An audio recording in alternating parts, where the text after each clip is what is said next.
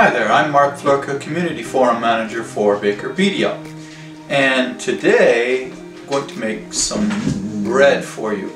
We have here from TopTaste, our friends in the Netherlands, some crispy fried onions. These are ready to eat, delicious as a topping on a variety of foods and things, and we're going to use it in baked products to give you some ideas of things, what you can do to enhance your baked goods. So today we're going to be making a herb and onion tomato bread. And so I've started off by making a pre-ferment. It's not absolutely necessary to have to make a pre-ferment. I like to get a stronger dough and a better flavor by using a pre-ferment. This is simply taking 250 grams of the flour with 250 grams water and the instant yeast, which is 3 grams in this case, mixing that together and letting it sit at room temperature for 4 hours. And then here I have the remaining flour, so our total flour is 545 grams. And this is going to make 2 loaves, by the way. And you can see here my pre-ferment has bubbled very nicely and risen up and ready to go. And I have measured out ahead, I have some malt flour, some dry malt flour. It's diastatic to help with the fermentation, and it helps with flavor as well. And I have a little bit of sugar, and we have salt. And here I have the crispy fried onions from TopTaste. I've taken 60 grams of onions with 30 grams of water and just mixed them together a little bit. This is so that they hydrate slightly to soften them, so they won't burn during the bake, and also so that they won't draw too much moisture from the bread itself when it's baked, so that it doesn't promote staling. Then I have my tomato paste here, is what we're using to make a tomato, and we have a variety of herbs. I have some garlic powder, we have oregano, and we have thyme, and we have some parsley, and we have basil leaves and paprika. And we're going to blend that with the flour for making our dough.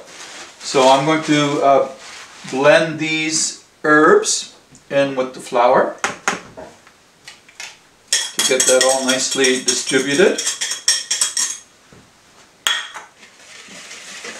And to that I'm also going to add the malt and the sugar.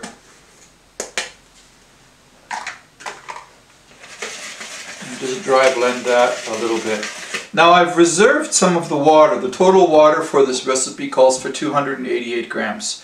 But you know, you never know, with wheat flour being a natural ingredient, you might need to add some more, or you might need a little bit less. So if you put it all in, you can't use less, and then you end up adding flour and leaning out all of the other ingredients. So we always reserve a little bit of the water, let the dough start mixing, and then we can adjust at that point. So we're going to add all of this to the pre-ferment.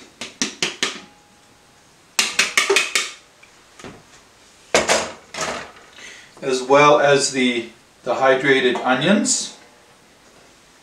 And some people will add the onions later in the process. I find they slip an awful lot. This way, by starting it right from the beginning, they get mixed in a little bit more and the flavor is distributed even more throughout the bread. And now we're also going to add the tomato paste in. And I'm going to add the salt in after I've started mixing the dough together a little bit, and that is principally to protect the yeast from osmotic pressure, and to ensure that we are not going to influence our fermentation negatively in any way going forward. So I'm going to switch over to the mixer now for you, and so we can see the dough starting to mix in the mixer. Okay, so here we're going to try and give you a good view of the mixer as we start mixing the dough. So the dough looks just a little bit firm to me, so I'm going to dribble in the rest of the water to get a good mix.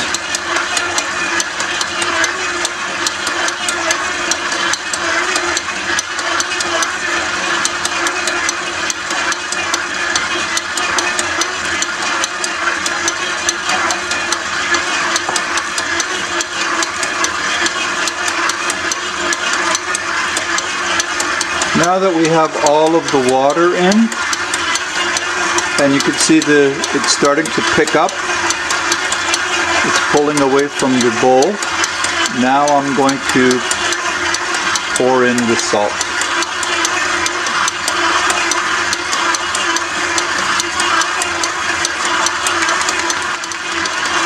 And we're going to let this mix for about 6 to 8 minutes to get good gluten development.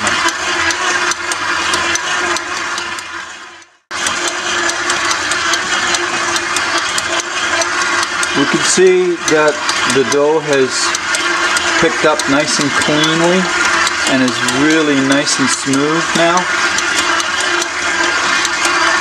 And so looks like we have developed the gluten quite well. So I'm going to stop the mixer and take a piece of dough out to do the window test for you, so you can see that we have good gluten development. So here you can see the dough out of our mixer is nice and smooth and comes off of the dough hook quite easily, nice and clean. And you can see very smooth, nicely distributed. And we take a piece, and this is where we do what bakers call the window test, where you take a piece of the dough and you can stretch it nice and thin so that you can kind of see some light going through before it starts to break. So we know that our gluten is fully developed. So what we're going to do is now a 1 hour bulk fermentation. So we're going to give a nice light spray of pan release in the bowl and get a scraper here and scrape the dough out. You can see it's a beautiful orangey red color from the tomato and the paprika.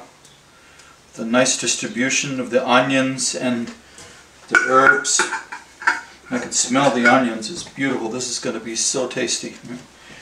And a light spray on top, and we cover it with plastic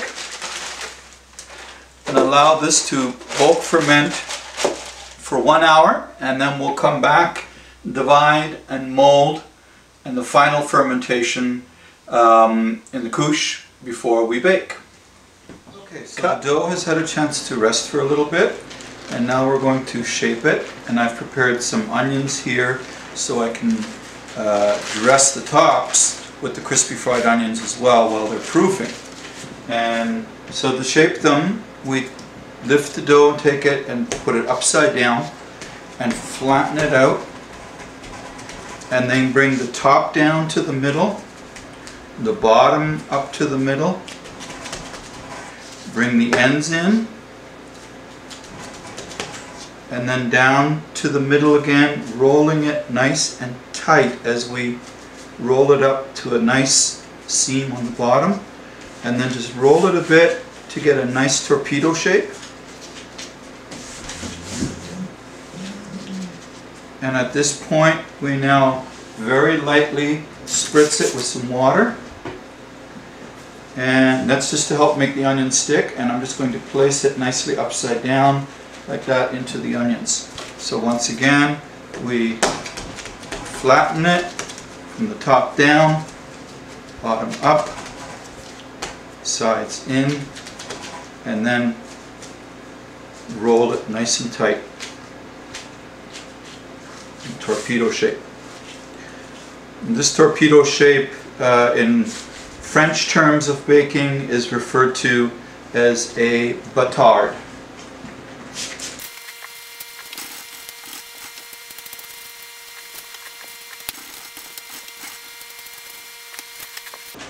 So now that we have them all shaped, and in the onions I have my couche, or my proofing blanket, ready here. I'm going to dust it generously with flour so nothing will stick in the blanket.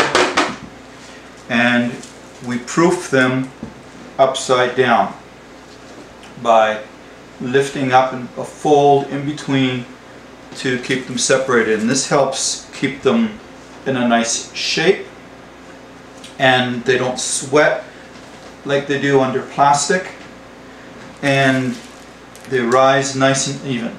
And this will take in about a 45-minute proof, at which point then we transfer them to the baking pan.